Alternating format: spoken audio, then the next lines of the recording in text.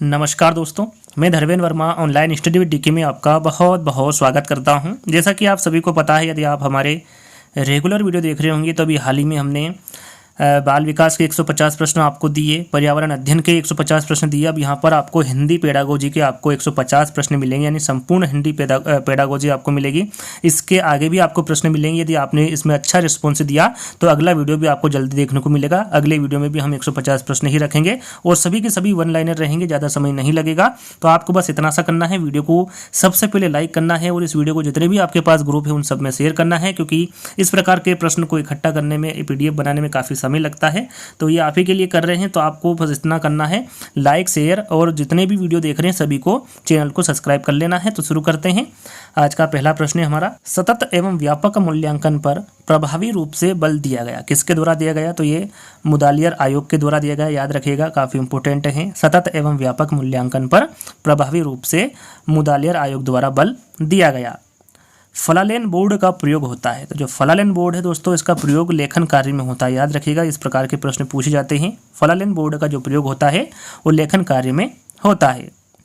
किस विधि में शिक्षण अधिगम प्रक्रिया को देखा नहीं जा सकता, सिर्फ अनुभव किया जा सकता है? तो वो है पर्यवेक्षित निर्देशित अध्ययन विधि। याद रखिएगा, सभी के सभी इंपॉर्टेंट है। वह विधि पर्यवेक्षित निर्देशित अध्ययन विधि है, जिसमें शिक्षण अधिगम प्रक्रिया को देखा नहीं जा सकता, सिर्फ अनुभव किया जा सकता है। वाक्य की रचना व शब्दों के उचित प्रयोग का अभ्यास किया जाता है। तो ये फ्लैश कार्ड द्वारा किया जाता है। याद रखिएगा, वाक्य की रचना व शब्दों के उचित प्रयोग का अभ्यास फ्लैश कार्ड द्वारा किया जाता है। कक्षा शिक्षण में उच्चारण में एक रूपता लाने में कौन सी विधि सहायक होगी? तो वह है भाषा शिक्षण यंत्र विधि। याद रखिएगा, कक्षा शिक्षण में उच्चारण में एक रूपता लाने में भाषा शिक्षण यंत्र विधि सहायक होगी। कार्ड पर लिखे शब्दों का चित्रों के साथ मिलान करने का कार्य किया जाता है, वह विधि कौन सी है? तो वह विधि सहचर्य विधि। याद रखिएगा, इस विधि में कार्ड पर लिखे शब्दों का चित्रों के साथ मिलान करने का कार्य किया जाता है। किसमें? सहचर्य विधि में। किसी आदर्श लिखावट का जैसा का तैसा अनुकरण कहलाता है, तो वो कहलाता है अनुलेख। याद रखिएगा, किसी आदर्श लिखावट का जैसा का तैसा अनुकरण अनुलेख कहलाता है। न्यूनतम साधनों के माध्यम से सिद्धांत व तथ्यों के स्पष्टीकरण की विधि है। तो यहाँ पर जो न्यूनतम साधनों के माध्यम से सिद्धांत व तथ्यों के स्पष्टीकरण की जो विधि होगी वो प्रदर्शन विधि होगी। अगला प्रश्न है नवा, वहाँ शिक्षण विधि जिसमें वे अध्यापक शिक्षण करें जो विषयगत योग्यताओं एवं कौशलों की दृष्टि से एक दूसरे के पूरक हो, तो वो है दल शिक्षण विधि। याद रखिएगा, वहाँ शिक्षण विधि दल शिक्षण विधि है, जिसमें वे अध्यापक शिक्षण करें जो विषयगत योग्यताओं एवं कौशलों की दृष्टि से एक दूसरे के पूरक है। स्वागति, स्वमूल्यांकन, प्रतिपुष्टि आदि से संबंधित विधि है। तो यहाँ पर देखिए, ये विधि है अभिक्रमित अनुदेशन विधि। याद रखिएगा, स्वागति, स्वमूल्यांकन, प्रतिपुष्टि आदि से जो संबंधित विधि होगी वो अभिक्रमिक अनुदेशन विधि होगी। अगला प्रश्न है, विभिन्न विषयों में निहित ज्ञान की एकता को स्पष्ट करने के लिए सहसंबंध आवश्यक है। वहाँ शिक्षण जिस विधि से होगा, वहाँ शिक्षण विधि के आपको बताना है कौन सी है, तो वह है समवाय शिक्षण विधि। याद रखिएगा, विभिन्न विषयों में निहित ज्ञान की एकता को स्पष्ट करने के लिए सहसंबंध आवश्यक है, वहाँ शिक्षण विधि समवाय शिक्षण विधि होगी। वह विधि जिसमें व्याकरणिक नियमों को कंठस्थ कराने की अपेक्षा कक्ष में भाषाई वातावरण बनाने पर अधिक बल दिया जाता है, तो वह विधि प्रत्यक्ष विधि है। याद रखिएगा, इस विधि में व्याकरणिक नियमों को कंठस्थ कराने की अपेक्षा कक्ष में भाषाई वातावरण बनाने पर अधिक बल दिया जाता है। सामाजिक व्यवहार के रिक्त स्थान व सांस्कृतिक नमूने अवचेतन स्तर पर ग्रहण किए जाते हैं, तो ये होता है भाषिक। याद रखिएगा, सामाजिक व्यवहार के भाषिक व सांस्कृतिक नमूने अवचेतन स्तर पर ग्रहण किए जाते हैं। विद्यार्थी की उपलब्धियों व कमियों का निरंतर रिकॉर्ड रखा जाता है, तो ये सतत मूल्यांकन द्वारा रखा जाता है। याद रखिएगा, विद्यार्थी की उपलब्धियों व कमियों का जो निरंतर रिकॉर्ड रखा जाएगा वो सतत मूल्यांकन के द्वारा रखा जाएगा। संश्लेषण विधि में सिखाने की प्रक्रिया है, तो यहाँ पर देखिए, जो संश्लेषण विधि में सिखाने की प्रक्रिया होगी वो उद्बोधन विधि होगी। याद रखिएगा, संश्लेषण विधि में सिखाने की प्रक्रिया उद्बोधन विधि होगी। गद्य शिक्षण में शब्दार्थ स्पष्ट करने की विधि भी उद्बोधन होगी। याद रखिएगा, गद्य शिक्षण में जो शब्दार्थ स्पष्ट करने की विधि होगी वो भी उद्बोधन विधि होगी। लिखना सिखाने से पूर्व बालक को चित्रकला सिखाना चाहिए क्योंकि अक्षर भी चित्र ही है। इस मत का समर्थन किया है। इस मत का किसके द्वारा समर्थन किया गया है? तो ये महात्मा गांधी के द्वारा समर्थन किया गया है कि लिखना सिखाने से पूर्व बालक को चित्रकला सिखाना चाहिए क्योंकि अक्षर भी चित्र ही है। हर्बट उपागम के पद है, तो यहाँ पर देखिए पूछा जाता है कि हर्बट उपागम के कितने पद है? तो टोटल कितने पद है? 5। लेकिन कौन कौन से हैं और कहाँ पर कौन सा पद आएगा इसके बारे में भी आपको पता होना चाहिए, जैसे कि पहला कौन सा है, दूसरा कौन सा, तीसरा, चौथा, पांचवा, क्योंकि इस प्रकार से भी प्रश्न पूछे जाते हैं। तो यहाँ पर क्रमबद्ध तरीके से आपको याद करना है। प्रस्तावना, प्रस्तुतिकरण, तुलना, नियमीकरण और प्रयोग, ये 5 उपागम के पद बताए हैं हर्बट ने। तो इन 5 पद को आपको अच्छे से याद कर लेना है। शिक्षण में इकाई का संपत्ति किसकी देन है? तो ये हर्बट की है। याद रखिएगा, शिक्षण में इकाई संपत्ति जो देन है दोस्तों, ये किसकी है? ये हर्बट की देन है। पाठ्य पुस्तक का अध्ययनात्मक पक्ष है, तो यहाँ पर प्राकथन है। याद रखिएगा, जो पाठ्य पुस्तक का अध्ययनात्मक पक्ष होगा वो प्राकथन होगा। वैचारिक सामग्री है, तो यहाँ पर देखिए वैचारिक सामग्री मूल विषय वस्तु होगी। याद रखिएगा, मूल विषय वस्तु वैचारिक सामग्री में होगी। तो यहाँ पर 22वां प्रश्न है, किसके अनुसार भाषा संसार का नादमय चित्र है, ध्वनिमय स्वरूप है, यहाँ विश्व की हृदय तंत्र की झनकार है, जिसके स्वर में यहाँ अभिव्यक्ति पाई जाती है। तो ये किसके द्वारा जो यहाँ पर परिभाषा दी गई है या फिर किसके अनुसार कहा गया है? तो ये सुकुमार कवि सुमित्रा नंदन पंत के द्वारा कहा गया है, या फिर इनके अनुसार भाषा संसार का नादमय चित्र है, ध्वनिमय स्वरूप है, यहाँ विश्व की हृदय तंत्र की झनकार है, जिसके स्वर में यहाँ अभिव्यक्ति पाई जाती है। भाषा के कितने आधार होते हैं? तो यहाँ पर देखिए भाषा के 2 आधार होते हैं। कितने आधार होंगे? 2। कौन कौन से? भौतिक और अभौतिक। यहाँ पर आप लिखित भी कह सकते हैं, भौतिक और मौखिक भी कह सकते हैं। लिखित और मौखिक या फिर भौतिक और अभौतिक, ये 2 आधार होते हैं भाषा के, ये आपको याद में रखना है। वह विधि जिसका प्रयोग चारों भाषाई कौशलों के विकास हेतु किया जाता है, वह विधि कौन सी है? तो वह विधि है अनुकरण विधि। याद रखिएगा, अनुकरण विधि का प्रयोग चारों भाषाई कौशलों के विकास हेतु किया जाता है। श्रव्य दृश्य साधन है, तो यहाँ पर आप देख सकते हैं चलचित्र है, वैसे तो और भी श्रव्य दृश्य साधन होंगे, लेकिन यहाँ पर एक ही हमने विकल्प रखा है चलचित्र। चलचित्र श्रव्य दृश्य साधन के अंतर्गत आएगा। नाटक का संबंध किस ज्ञानेंद्रियों से है? तो यहाँ पर जो नाटक का संबंध होगा दोस्तों, ये कान व आँख की ज्ञानेंद्रियों से होगा। सत्र की समाप्ति पर प्रयुक्त मूल्यांकन है, तो यहाँ पर आपको सबसे पहले प्रश्न को ध्यान से पढ़ना है। सत्र की समाप्ति पर प्रयुक्त मूल्यांकन के बारे में पूछा गया है, तो वो है संकल्पनात्मक मूल्यांकन। पियाजे के अनुसार भाषा अन्य संज्ञानात्मक तंत्रों की भांति परिवेश के साथ किसके माध्यम से ही विकसित होती है? तो वो है अंतःक्रिया। याद रखिएगा, पियाजे के अनुसार भाषा अन्य संज्ञानात्मक तंत्रों की भांति परिवेश के साथ अंतःक्रिया के माध्यम से ही विकसित होती है। भाषा हमारी रिक्त स्थान को व्यवस्थित करती है, तो ये विचार प्रक्रिया को व्यवस्थित करती है। याद रखिएगा, भाषा हमारी विचार प्रक्रिया को व्यवस्थित करती है। भाषा शिक्षण पर विदेशी भाषा में दक्षता सीखने वाले की रिक्त स्थान और रिक्त स्थान पर ही ज़्यादा निर्भर करती है, तो यहाँ पर आपका राइट आंसर होगा भाषा शिक्षण पर विदेशी भाषा में दक्षता सीखने वाले की अभिवृत्ति और अभिप्रेरणा पर ही ज़्यादा निर्भर करती है। कौन सी विधा का अनिवार्यता स्वर पठन किया जाना अपेक्षित है? तो वो है एकांकी। याद रखिएगा, एकांकी विधा का अनिवार्यतः स्वर पठन किया जाना अपेक्षित है। नर्सरी तथा प्राथमिक स्तर पर कविता शिक्षण की सर्वश्रेष्ठ प्रणाली है, तो यहाँ पर सर्वश्रेष्ठ नर्सरी तथा प्राथमिक स्तर पर कविता शिक्षण की पूछा गया है, तो राइट आंसर आपका गीत तथा नाट्य प्रणाली होगा। याद रखिएगा, नर्सरी तथा प्राथमिक स्तर पर कविता शिक्षण की जो सर्वश्रेष्ठ प्रणाली होगी वो गीत तथा नाट्य प्रणाली होगी। मौखिक अभिव्यक्ति का आवश्यक गुण है, तो यहाँ पर मौखिक अभिव्यक्ति का आवश्यक गुण पूछा गया है, तो आपका राइट आंसर होगा उच्चारण की शुद्धता। मूल्यांकन का क्षेत्र परीक्षा से होता है, तो यहाँ पर जो मूल्यांकन का क्षेत्र परीक्षा से होता है वो किस प्रकार का होगा? विस्तृत होगा। चिकित्सात्मक अध्यापन को कहा जाता है, तो यहाँ पर जो चिकित्सात्मक अध्यापन को कहा जाता है वो क्या कहा जाएगा? उपचार कहा जाता है या फिर कहा गया है चिकित्सात्मक अध्यापन को।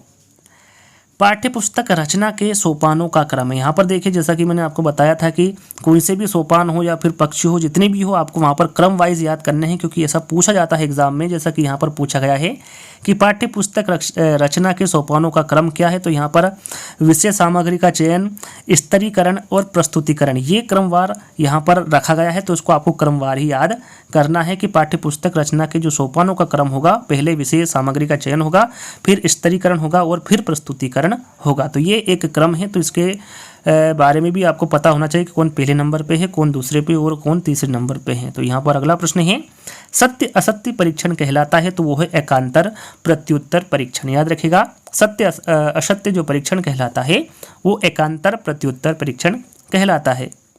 विचारात्मक अधिगम में सबसे महत्वपूर्ण भूमिका किसकी होती है, तो वो होती है मस्तिष्क की। याद रखिएगा, विचारात्मक अधिगम में जो सबसे महत्वपूर्ण भूमिका होती है वो मस्तिष्क की होती है। रंगमंच अभिनय विधि है, तो यहाँ पर जो रंगमंच अभिनय विधि होगी वो नाटक की होगी। A.S. ब्लूम ने शिक्षा में कौन सा नवीन आयाम दिया है, तो वो दिया है मूल्यांकन उपागम। याद रखिएगा, A.S. ब्लूम ने शिक्षा में मूल्यांकन उपागम नवीन आयाम दिया है, मूल्यांकन उपागम का। याद रखिएगा, काफ़ी इंपॉर्टेंट प्रश्न है। प्रोजेक्ट विधि में शिक्षा प्रदान की जाती है, तो यहाँ पर जो प्रोजेक्ट विधि में शिक्षा प्रदान की जाती है वो जीवन उपयोगी शिक्षा प्रदान की जाती है। पढ़ने की कुशलता का विकास करने के लिए जरूरी है कि बच्चों को विविध प्रकार की विषय सामग्री उपलब्ध कराई जाए। प्रस्तावना का मुख्य उद्देश्य है, तो यहाँ पर जो प्रस्तावना का मुख्य उद्देश्य होगा वो नवीन ज्ञान ग्रहण हेतु तत्पर करना होगा। विश्लेषणात्मक विधि में प्रयोग होता है, तो शब्द से वर्ण होता है। याद रखिएगा, विश्लेषणात्मक विधि में जो प्रयोग होता है वो शब्द से वर्ण होता है। वर्तनी की विधिवत शिक्षा का ज्ञान किस स्तर पर हो जाना चाहिए, तो ये प्राथमिक स्तर पर हो जाना चाहिए। याद रखिएगा, वर्तनी की विधिवत शिक्षा का जो ज्ञान है वो प्राथमिक स्तर पर हो जाना चाहिए। किसके अनुसार विभिन्न अर्थों में सांकेतिक शब्द समूह की भाषा है जिसके द्वारा हम अपने विचार या मनोभाव दूसरों के प्रति बहुत सरलता से प्रकट करते हैं, तो वो है किसके अनुसार कहा गया है, तो वो आचार्य किशोरीदास वाजपेयी द्वारा कहा गया है कि विभिन्न अर्थों में सांकेतिक शब्द समूह की भाषा है जिसके द्वारा हम अपने विचार या मनोभाव दूसरों के प्रति बहुत सरलता से प्रकट करते हैं। पढ़ना सिखाने के लिए साहचर्य प्रणाली का निर्माण किसने किया, तो यहाँ पर आप देख सकते हैं वो है मॉन्टेसरी। याद रखिएगा, पढ़ना सिखाने के लिए साहचर्य प्रणाली का निर्माण मॉन्टेसरी द्वारा किया गया। यदि हम चाहते हैं कि विद्यार्थियों की भाषा पर पूरा अधिकार हो तो उन्हें ऐसे लेखकों की रचना पढ़ने को दी जाए जिनका भाषा पर अच्छा अधिकार है। यहाँ किस शिक्षण विधि के संदर्भ में कहा गया है, तो यहाँ कथन भाषा संसर्ग विधि के शिक्षण विधि के संदर्भ में कहा गया है। काफ़ी इंपॉर्टेंट है, याद रखिएगा। यदि हम चाहते हैं कि विद्यार्थियों की भाषा पर पूरा अधिकार हो तो उन्हें ऐसे लेखकों की रचना पढ़ने को दी जाए जिनका भाषा पर अच्छा अधिकार है। यहाँ कथन भाषा संसर्ग विधि के संदर्भ में कहा गया है। याद रखिएगा, इकाई किसी समस्या या योजना से संबंध जोड़ने वाली क्रियाओं की समग्रता या एकता को प्रकट करती है। इकाई विधि का यहाँ कथन किसके द्वारा दिया गया है, तो ये थॉमस ए मॉरिस्की के द्वारा दिया गया कथन है।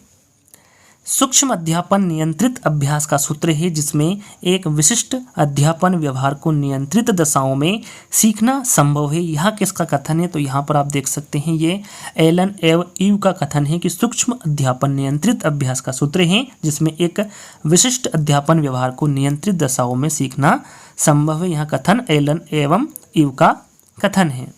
सूक्ष्म शिक्षण चक्र की अवधि है, तो यहाँ पर आपको पता होगा कि जो सूक्ष्म शिक्षण चक्र की अवधि है वो 36 मिनट की है। अब 36 मिनट में क्या क्या होगा, सबसे पहले पाठ योजना होगी, फिर शिक्षण 6 मिनट का होगा, फिर प्रतिपुष्टि 6 मिनट की होगी, फिर पुनः योजना 12 मिनट की होगी, फिर पुनः शिक्षण 6 मिनट का होगा और फिर पुनः प्रतिपुष्टि 6 मिनट की होगी ना। टोटल कितना समय हो गया हमारा, 36 मिनट का। ये पूरा जो टोटल समय है यह सूक्ष्म शिक्षण चक्र की अवधि होती है या फिर सूक्ष्म शिक्षण चक्र का समय होता है। तो टोटल समय हमारा कितना होगा, यहाँ पर 36 मिनट होगा। आप यहाँ पर इस चित्र के माध्यम से भी समझ सकते हैं। बोलना मनुष्य को पूर्णता तक पहुंचाता है लेकिन लिखना आदमी को परम शुद्ध बनाता है। कौशल के संबंध में यहाँ कथन किसका है, तो ये अरस्तु का कथन है। याद रखिएगा, इनका कहना है कि बोलना मनुष्य को पूर्णता तक पहुंचाता है लेकिन लिखना आदमी को परम शुद्ध बनाता है। ये कौशल के संबंध में किसका कथन होगा, अरस्तु का कथन होगा। अनुकरण के कितने प्रकार होते हैं? तो 3 प्रकार होते हैं, याद रखिएगा। अनुकरण के 3 प्रकार होते हैं। अब 3 प्रकार कौन कौन से, उसके बारे में आपको पता होना चाहिए। लिखित अनुकरण, उच्चारण अनुकरण और रचना अनुकरण, ये 3 प्रकार का अनुकरण होता है। तो तीनों प्रकार को आपको याद कर लेना है, क्योंकि प्रश्न किसी भी प्रकार से आपसे पूछे जा सकते हैं। तो यहाँ पर अगला प्रश्न है, बुलेटिन बोर्ड है। तो जो बुलेटिन बोर्ड होगा दोस्तों, ये दृश्य सामग्री होता है। बुलेटिन बोर्ड याद रखिएगा। एक बालक जरूरत से ज़्यादा अपने आप को असमर्थ समझ रहा है, वहाँ हीन भावना ग्रंथि से पीड़ित है और आत्मविश्वास खो बैठा है। एक शिक्षक के नाते आप उसका उपचार करेंगे। यहाँ पर कैसे करेंगे? तो सहानुभूतिपूर्ण व्यवहार से। याद रखिएगा, एक बालक जरूरत से ज़्यादा अपने आप को असमर्थ समझ रहा है, वहाँ हीन भावना ग्रंथि से पीड़ित है और आत्मविश्वास खो बैठा है। एक शिक्षक के नाते आप उसका उपचार सहानुभूतिपूर्ण व्यवहार से करेंगे। किस शिक्षा शास्त्री के अनुसार स्कूल एक भाग है, अध्यापक एक माली है और बच्चे पौधे के समान। एक बार फिर दोहरा लेते हैं प्रश्न को। किसी शिक्षा शास्त्री के अनुसार या फिर किसके द्वारा कहा गया है कि स्कूल एक भाग है, अध्यापक एक माली है और बच्चे पौधे के समान है? तो ये फ्रोबेल के द्वारा कहा गया कथन है। काफ़ी इंपॉर्टेंट कथन है, याद रखिएगा। लिखित सामग्री को मन ही मन बिना आवाज़ किए चुपचाप पढ़ना कहलाता है। तो ये मौन वाचन कहलाता है। लिखित सामग्री को मन ही मन बिना आवाज़ किए चुपचाप पढ़ना मौन वाचन कहलाता है। पठन शिक्षण की दृष्टि से गद्य पाठों के प्रकार है। तो यहाँ पर देखिए, पठन शिक्षण की दृष्टि से जो गद्य पाठों के प्रकार होंगे वो कितने होंगे? 2 होंगे। अब 2 कौन कौन से? पहला है गहन एवं सूक्ष्म पाठ और दूसरा है पूरक एवं द्रुत पाठ। याद रखिएगा, पठन शिक्षण की दृष्टि से गद्य पाठों के 2 प्रकार होते हैं, गहन एवं सूक्ष्म पाठ और पूरक एवं द्रुत पाठ। कविता शिक्षण की किस प्रणाली के अंतर्गत कविता को समझाने के लिए वैसी ही या उसकी विरोधी दूसरी कविता को प्रस्तुत करके उसका तुलनात्मक अध्ययन कराया जाता है? तो वहाँ कौन सी शिक्षण प्रणाली है? तो वो है तुलना प्रणाली में। याद रखिएगा, तुलना प्रणाली के अंतर्गत कविता को समझाने के लिए वैसी ही या उसकी विरोधी दूसरी कविता को प्रस्तुत करके उसका तुलनात्मक अध्ययन कराया जाता है। खेल विधि को प्रचलित करने का श्रेय किसे जाता है? तो इसका आंसर आप सभी को पता होगा, यह हेनरी कोल्डवेल कुक को श्रेय जाता है खेल विधि को प्रचलित करने का। याद रखिएगा। किसके अनुसार सूक्ष्म शिक्षण समस्त शिक्षण को लघु क्रियाओं में बांटना है? तो यह है डी एलन। याद रखिएगा, डी एलन के अनुसार सूक्ष्म शिक्षण समस्त शिक्षण को लघु क्रियाओं में बांटना है। वाचन के प्रकार होते हैं। तो वाचन के कितने प्रकार होते हैं? तो वाचन के 3 प्रकार होते हैं। कितने? 3। कौन कौन से? सस्वर वाचन, मौन वाचन और द्रुत वाचन। याद रखिएगा, यदि पूछे कि वाचन के कितने प्रकार होते हैं तो 3। कौन कौन से हैं? देखिए, इसके बारे में भी आपको पता होना चाहिए। सस्वर वाचन, मौन वाचन और द्रुत वाचन। किसी के अनुसार 1 वर्ष तक बालक 3 शब्द सीख जाता है, फिर तीव्र गति से उसका शब्द ज्ञान बढ़ता है। 5 वर्ष तक बालक वस्तुओं के नाम, घर, परिवार, परिजन इत्यादि की जानकारी प्राप्त कर लेता है। तो ये किसके अनुसार कहा गया है? तो ये स्मिथ के अनुसार कहा गया है कि 1 वर्ष तक बालक 3 शब्द सीख जाता है, फिर तीव्र गति से उसका शब्द ज्ञान बढ़ता है। 5 वर्ष तक बालक वस्तुओं के नाम जैसे कि घर, परिवार, परिजन इत्यादि की जानकारी प्राप्त कर लेता है। तो किसके अनुसार दिया गया कथन है? तो ये स्मिथ के अनुसार कहा गया कथन है। व्याकरण शिक्षण की किस प्रणाली को विकृत रूप से सुग्गा प्रणाली भी कहते हैं? तो वो है पाठ्य पुस्तक प्रणाली। याद रखिएगा, व्याकरण शिक्षण की पाठ्य पुस्तक प्रणाली को विकृत रूप से सुग्गा प्रणाली भी कहते हैं। किस विधि में मातृभाषा के माध्यम से किसी नवीन भाषा को पढ़ाया जाता है? यह कथन कौन सी विधि के संदर्भ में कहा गया है? तो ये परोक्ष विधि। याद रखिएगा, परोक्ष विधि में मातृभाषा के माध्यम से किसी नवीन भाषा को पढ़ाया जाता है। याद रखिएगा, परोक्ष विधि आपका राइट आंसर होगा। जिस प्रकार चित्रकार के लिए तुलिका और फलक वांछनीय है, ठीक उसी प्रकार अथवा उससे भी कुछ अधिक अध्यापक के लिए श्यामपट्ट तथा खड़िया के टुकड़े का महत्व है। ये दोनों वस्तुएं सफल अध्यापक की सतत संगनी है। उपरोक्त कथन निम्नलिखित में से किसका है? तो यहाँ पर जो कथन दिया गया है ये पंडित सीताराम चतुर्वेदी के द्वारा दिया गया कथन है। कविता शिक्षण की प्रश्नोत्तर प्रणाली की और किस नाम से जाना जाता है? प्रश्न को दोहरा लेते, थोड़ा मिसप्रिंट हुआ है प्रश्न में। कविता शिक्षण की प्रश्नोत्तर प्रणाली को और किस नाम से जाना जाता है? तो यह खंडान्वयी प्रणाली के नाम से जाना जाता है। याद रखिएगा, कविता शिक्षण की प्रश्नोत्तर प्रणाली को खंडान्वयन प्रणाली के नाम से भी जाना जाता है। इकाई उपागम विधि के प्रवर्तक है तो वो है हेनरी सी मॉरिसन। याद रखिएगा, इकाई उपागम विधि की प्रवर्तक हेनरी सी मॉरिसन होंगे।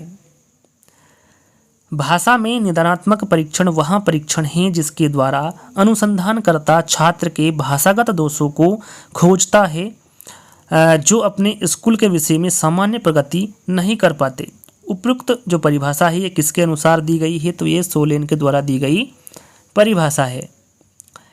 लिखाई का कार्य पढ़ाने के कार्य से पूर्व शुरू होना चाहिए क्योंकि लिखाई पढ़ाई की अपेक्षा सरल है। लेखन शिक्षण के संदर्भ में यह मत किसने व्यक्त किया है तो यह मत मॉन्टेसरी द्वारा व्यक्त किया गया है कि लिखाई का कार्य पढ़ाई के कार्य से पूर्व शुरू होना चाहिए क्योंकि लिखाई कढ़ाई की अपेक्षा सरल है। किसी बड़ी वस्तु के छोटे नमूने को कहते हैं तो वो प्रतिमूर्ति कहते हैं। काफ़ी इंपोर्टेंट प्रश्न है। किसी बड़ी वस्तु के छोटे नमूने को प्रतिमूर्ति कहते हैं। निगमन विधि का सिद्धांत है। जो निगमन विधि का सिद्धांत होगा दोस्तों वो सामान्य से विशिष्ट की ओर होगा। व्याकरण के माध्यम से भाषा के किस भाग की जानकारी मिलती है तो ये नियम की जानकारी मिलती है। याद रखिएगा, व्याकरण के माध्यम से भाषा के नियम भाग की जानकारी मिलती है। सहायक सामग्री वह सामग्री है जो कक्षा में या अन्य शिक्षण परिस्थितियों में लिखित या बोली गई पाठ्य सामग्री को समझने में सहायता प्रदान करती है। यह शिक्षण अधिगम सामग्री के संदर्भ में किस विद्वान के विचार है तो यहाँ पर ये टेंड का विचार है कि सहायक सामग्री वह सामग्री है जो कक्षा में या अन्य शिक्षण परिस्थितियों में लिखित या बोली गई पाठ्य सामग्री को समझने में सहायता प्रदान करती है।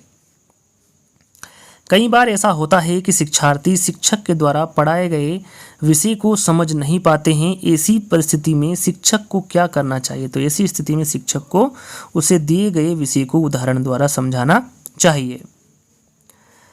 पलक एक शब्द व्याकरण शास्त्री की पुस्तकों को पढ़कर व्याकरण सीखने का प्रयास करती है। उसका यह प्रयास भाषा शिक्षण के किस सिद्धांत को दर्शाता है तो ये प्रयोग विधि के सिद्धांत को दर्शाता है। पलक एक शब्द व्याकरण शास्त्री की पुस्तकों को पढ़कर व्याकरण सीखने का प्रयास करती है। उसका यह प्रयास भाषा शिक्षण के प्रयोग विधि सिद्धांत को दर्शाता है। मोनिका पहली कक्षा को खेल द्वारा वर्ण सिखाती है। यह किस शिक्षण सिद्धांत के अंतर्गत आएगा तो यह मनोरंजन सिद्धांत के अंतर्गत आएगा। याद रखिएगा, साहचर्य विधि का आविष्कार किसने किया तो यह मॉन्टेसरी ने किया था। जैसा कि हमने थोड़ी देर पहले ही जाना, साहचर्य विधि का आविष्कार मॉन्टेसरी के द्वारा किया गया।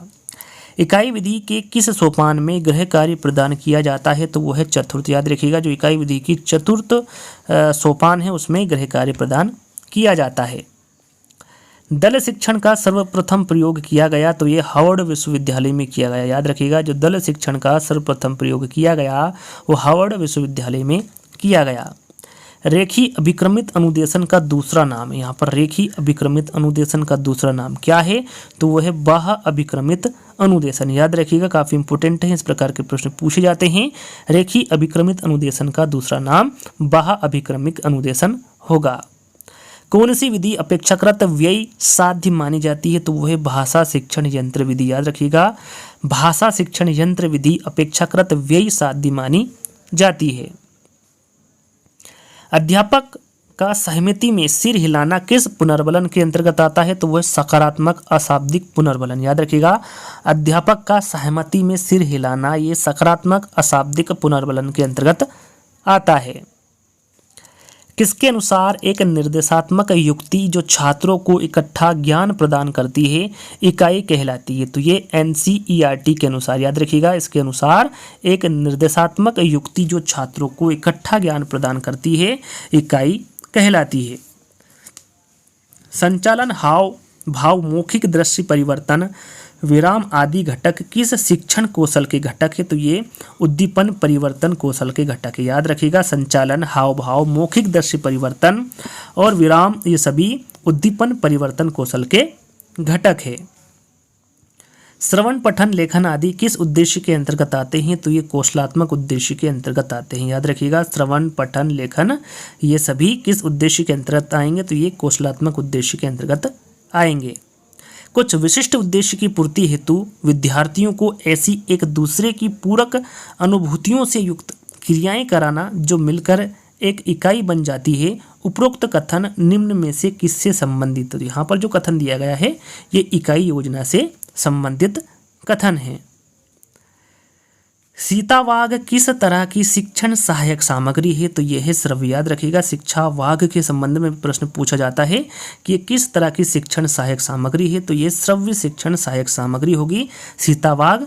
मूल्यांकन शिक्षण आयाम किसके द्वारा प्रतिपादित किया गया था? तो ये ब्लूम के द्वारा। याद रखिएगा, काफ़ी इंपॉर्टेंट है कि जो मूल्यांकन शिक्षण आयाम है ये ब्लूम के द्वारा प्रतिपादित किया गया। बालकों को लिखना सिखाने से पहले यह आवश्यक है। क्या आवश्यक है? तो बालकों में लिखना सिखाने से पहले लेखन संबंधी जिज्ञासा उत्पन्न करना आवश्यक है। वस्तुनिष्ठ प्रश्नों की उपयोगिता का प्रमुख कारण है, तो यह है निष्पक्ष मूल्यांकन। याद रखिएगा, वस्तुनिष्ठ प्रश्नों की उपयोगिता का जो प्रमुख कारण होगा वो निष्पक्ष मूल्यांकन होगा।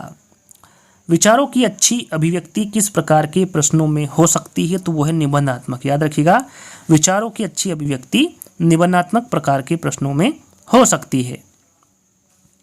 किसने मूल्यांकन प्रक्रिया को त्रिमुखी बताकर त्रिकोण के रूप में प्रस्तुत किया है? काफ़ी इंपॉर्टेंट है, तो यह है ब्लूम। याद रखिएगा, ब्लूम ने मूल्यांकन प्रक्रिया को त्रिमुखी बताकर त्रिकोण के रूप में प्रस्तुत किया है।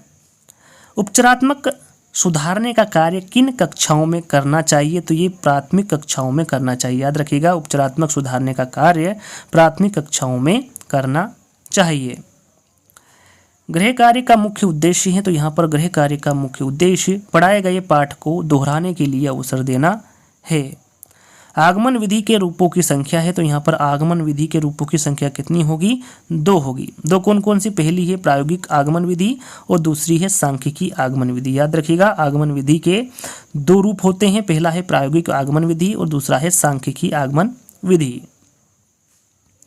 प्रश्न पत्र निर्माण करने से पूर्व निम्न में से किस प्रपत्र को तैयार करना आवश्यक है? तो वो है ब्लूप्रिंट। याद रखिएगा, प्रश्न पत्र निर्माण करने से पूर्व ब्लूप्रिंट प्रपत्र को तैयार करना आवश्यक है। मौखिक अभिव्यक्ति कौशल का विकास करने का सशक्त माध्यम है, तो वो है वाद विवाद। याद रखिएगा, मौखिक अभिव्यक्ति कौशल का विकास करने का जो सशक्त माध्यम होगा वो वाद विवाद होगा। भाषा दक्षता का प्रारंभिक कौशल है, तो यहाँ पर देखिए भाषा दक्षता का प्रारंभिक कौशल पूछा गया है, तो वो है सुनना। याद रखिएगा, भाषा दक्षता का प्रारंभिक कौशल सुनना होगा। भाषा शिक्षण का विशेष अनिवार्य गुण है, तो यहाँ पर भाषा शिक्षण का जो विशेष अनिवार्य गुण होगा वो शुद्ध उच्चारण होगा। भावात्मक पक्ष के मापन हेतु उपयुक्त मापनी है, तो यहाँ पर जो भावात्मक पक्ष के मापन हेतु उपयुक्त मापनी होगी वो अभिवृत्ति मापनी होगी। योजना शिक्षण विधि के प्रवर्तक है, तो वो है किलपेट्रिक। याद रखिएगा, योजना शिक्षण विधि के प्रवर्तक किलपेट्रिक होंगे। भाषाई कौशल जैसे कि सुनना, बोलना, पढ़ना एवं लिखना, जैसा कि आप सभी को पता होगा कि भाषाई कौशल कितने प्रकार के होते हैं? 4 प्रकार के। कौन कौन से? सुनना, बोलना, पढ़ना और लिखना। तो यहाँ पर वही बात की जा रही है कि भाषाई कौशल सुनना, बोलना, पढ़ना एवं लिखना का विकास किस कक्षा तक पूर्ण हो जाना चाहिए? तो ये कक्षा 5 तक पूर्ण हो जाना चाहिए। काफ़ी इंपॉर्टेंट है, याद रखिएगा, भाषाई कौशल सुनना, बोलना, पढ़ना और लिखना का जो विकास होगा वो कक्षा 5 तक पूर्ण हो जाना चाहिए। श्रवण कौशल को विकसित करने के लिए उपयुक्त प्रणाली है, तो वो है खेल प्रणाली। याद रखिएगा, श्रवण कौशल को विकसित करने के लिए जो उपयुक्त प्रणाली होगी वो खेल प्रणाली होगी। प्रायोजना विधि में कितने मुख्य सोपान उपयुक्त होते हैं? तो याद रखिएगा 6 सोपान मुख्य उपयुक्त होते हैं। प्रायोजना विधि में 6 मुख्य सोपान उपयुक्त होते हैं। अब 6 कौन कौन से उनके बारे में भी आपको पता होना चाहिए। पहला है परिस्थिति का निर्माण, योजना का चयन, योजना निर्माण, योजना का क्रियान्वयन, मूल्यांकन या निर्माण और छठा है कार्यलेखा जोखा रखना। ये 6 प्रायोजना विधि के मुख्य सोपान हैं। तो जो 6 सोपान हैं उनके बारे में भी आपको पता होना चाहिए कौन कौन से हैं। अगला प्रश्न है विशिष्ट से सामान्य का सिद्धांत निम्न में से किस में प्रयोग होता है? तो वो है आगमन विधि। आगमन विधि में विशिष्ट से सामान्य का सिद्धांत प्रयोग होता है। सास्वर वाचन का अभ्यास कराने के लिए सबसे उपयुक्त साधन क्या है? तो वो है सामूहिक वाचन। याद रखिएगा, सास्वर वाचन का अभ्यास कराने के लिए जो सबसे उपयुक्त साधन होगा वो सामूहिक वाचन होगा। मौन वाचन कब शुरू करना चाहिए? तो ये 3री कक्षा से करना चाहिए। याद रखिएगा, मौन वाचन 3री कक्षा से शुरू करना चाहिए। साइलेंट रीडिंग किसकी रचना है? तो जो साइलेंट रीडिंग है दोस्तों ये ब्रायन की रचना है। याद रखिएगा, साइलेंट रीडिंग ब्रायन की रचना है। रेडियो की सीमाओं को कौन सा श्रव्य साधन दूर कर सकता है? तो वो टेप रिकॉर्डर है। याद रखिएगा, रेडियो की सीमाओं को टेप रिकॉर्डर श्रव्य साधन दूर कर सकता है। लिंग्वाफोन कैसा शिक्षण उपकरण है? तो ये है श्रव्य। याद रखिएगा, लिंग्वाफोन श्रव्य शिक्षक उपकरण है। ये श्रव्य है, याद रखिएगा। लिंग्वाफोन जहाँ पर आ जाए तो आप श्रव्य वहाँ पर राइट आंसर लगा सकते हैं, बिल्कुल आपका राइट आंसर होगा। जिस उद्देश्य के लिए परीक्षण तैयार किया गया है यदि वहाँ उसकी पूर्ति करता है तो वहाँ कहलाएगा, तो वहाँ वेद परीक्षण कहलाएगा। एक बार फिर दोहरा देते हैं, जिस उद्देश्य के लिए परीक्षण तैयार किया गया है यदि वहाँ उसकी पूर्ति करता है तो वहाँ वेद परीक्षण कहलाएगा। CBSE ने किस वर्ष 10वीं की बोर्ड परीक्षा से सतत एवं समग्र मूल्यांकन प्रणाली लागू कर दी है? तो वो है वर्ष 2010-11। याद रखिएगा, CBSE ने वर्ष 2010-11 में 10वीं की बोर्ड परीक्षा से सतत एवं समग्र मूल्यांकन प्रणाली लागू कर दी है।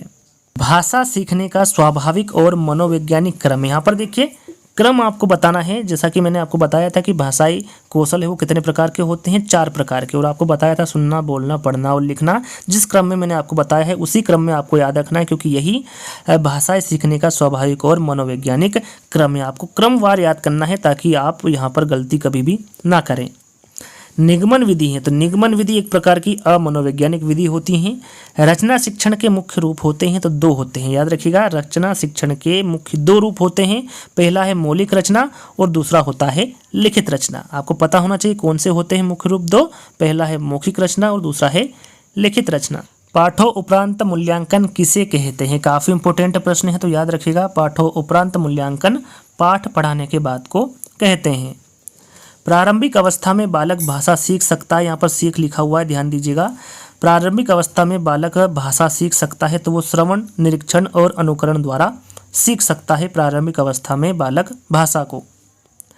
वाक्य विश्लेषण के शिक्षण हेतु उपयुक्त विधि है, तो वो है आगमन विधि। याद रखिएगा, वाक्य विश्लेषण के शिक्षण हेतु जो उपयुक्त विधि होगी वो आगमन विधि होगी।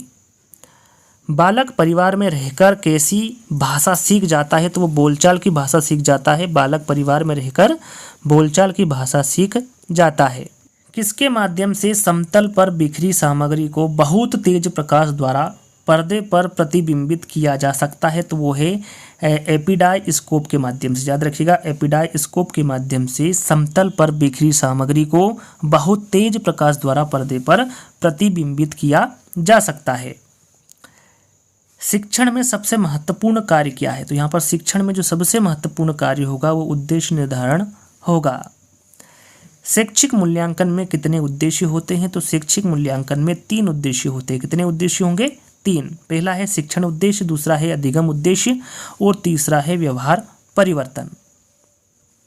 अगला प्रश्न है, निदान की परीक्षण विधि के प्रकार होते हैं। तो यहाँ पर जो निदान की परीक्षण विधि के प्रकार होते हैं वो 2 होते हैं। कितने? 2। पहला है दार्शनिक विधि और दूसरा है निदानात्मक परीक्षण। याद रखिएगा, काफ़ी इंपॉर्टेंट है। निदान की परीक्षण विधि के 2 प्रकार होते हैं।